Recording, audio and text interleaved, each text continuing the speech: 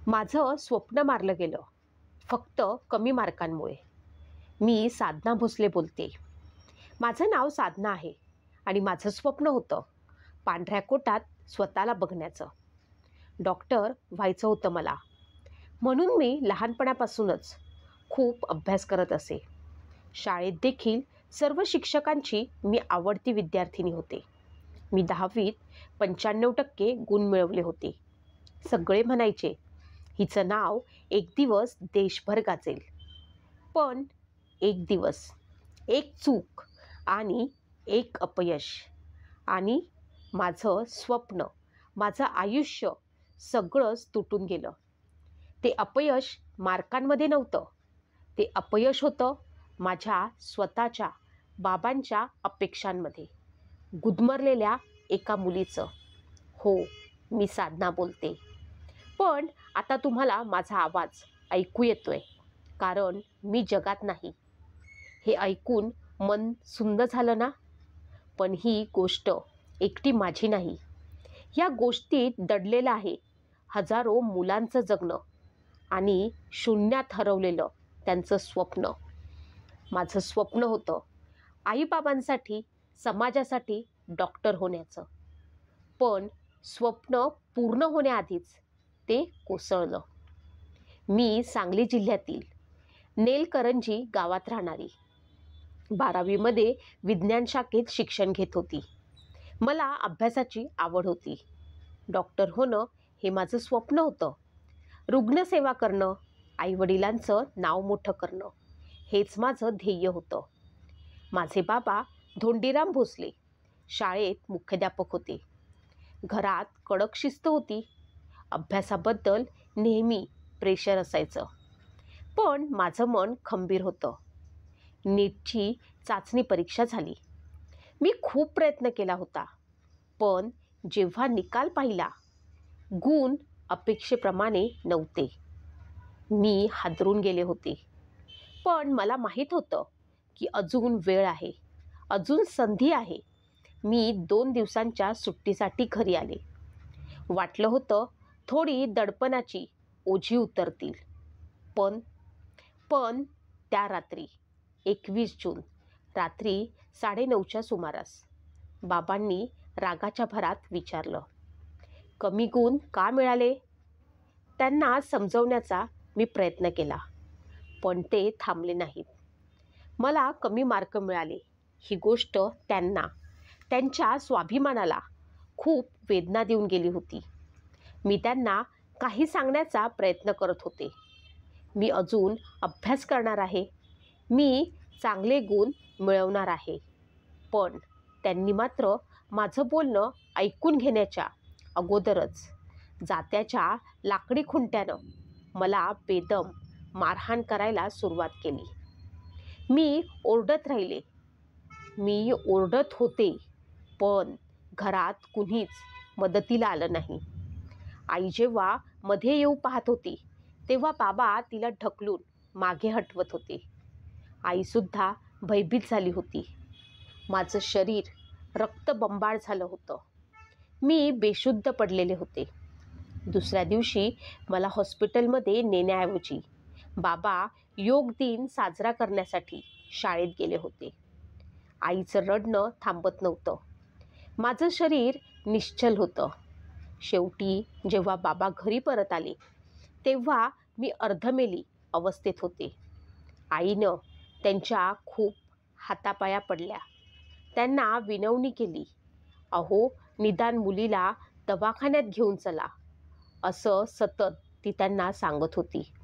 पण तरीही ते ऐकायला तयार नव्हते. पण जेव्हा माझी तब्येत खूप जास्त बिघडली, तेव्हा मला तात्काळ रुग्णालयात नेण्यात आलं. पण इतका उशीर झाला होता की मी या जगाचा निरोप घेतला होता. माझं स्वप्न, माझा श्वास, सर्व काही संपलं होतं. आई धाय मोकलून रडत होती. काय करावं तिला सुचत नव्हतं. मुलीवर झालेल्या अन्यायाला कशी वाचा फोडावी हे तिला कळेना. अगोदर ती शांत बसली. तिने कदाचित खूप विचार केला असावा. आता जर मी अशी शांत बसली तर आयुष्यभर मला माझ्या मुलीला गमावल्याचं दुःख टोचत राहील, ही भावना तिच्या मनात निर्माण झाली असावी. त्यामुळे माझी आई प्रीती भोसले हिनं धैर्य दाखवलं आणि स्वतःच्या पतीविरुद्ध पोलिसामध्ये फिर्याद दिली. माझ्या वडिलांना आता अटक झालेली आहे. माझ्या मृत्यूला न्याय मिळावा म्हणून ती लढते. तिच्या धैर्यासाठी तिला नमन. आता मला तुम्हाला काही प्रश्न विचारायचे आहेत. एका मुलीनं कमी गुण मिळवल्यामुळे तिला अशी शिक्षा मिळावी का? स्वतः शिक्षक असणारा बाप एका विद्यार्थिनीचा जीव घेतो, हे किती दुर्दैव आहे. आपण मुलांच्या अपयशाचं कारण त्यांच्या मनात खोलवर शोधू शकतो का, की फक्त मारून त्यांना दाबू शकतो? माझं स्वप्न अपूर्ण राहिलं, पण तुमचं स्वप्न पूर्ण होऊ शकतं. अपयशाला संधी म्हणून पहा. प्रत्येक अपयश यशाची पायरी असते. सामाजिक दबाव, पालकांचं ओझं, अभ्यासाचा ताण हे सगळं समजतं, पण कुठे थांबायचं हे ठरवा. संवाद ठेवा तुमच्या आईवडिलांशी, मित्रांशी, शिक्षकांशी. तुमचं आयुष्य तुम्हालाच घडवायचं आहे. सर्व पालकांना मला एकच सांगायचं आहे, मुलं गुण मिळवतात हे चांगलं, पण त्यांना समजून घेणं ही खरी शिक्षण पद्धती आहे. गुण पडतात, पण आत्मविश्वास उभा राहायला हवा. मुलांच्या स्वप्नांना पाठिंबा द्या. माराने नाही, प्रेमाने संस्कार करा. मी साधना बोलते. मला डॉक्टर व्हायचं होतं. माझं स्वप्न अधुरं राहिलं, पण माझी ही गोष्ट लाखो साधनांसाठी प्रकाश होऊ शकते. स्वतःवर विश्वास ठेवा. तुमचं अस्तित्व कोणत्याही गुणांपेक्षा मोठं आहे. शेवटी एकच विनंती, अजून एक साधना मरणार नाही हे तुम्ही ठरवा. कुणीही मूल अपयशी नसतं.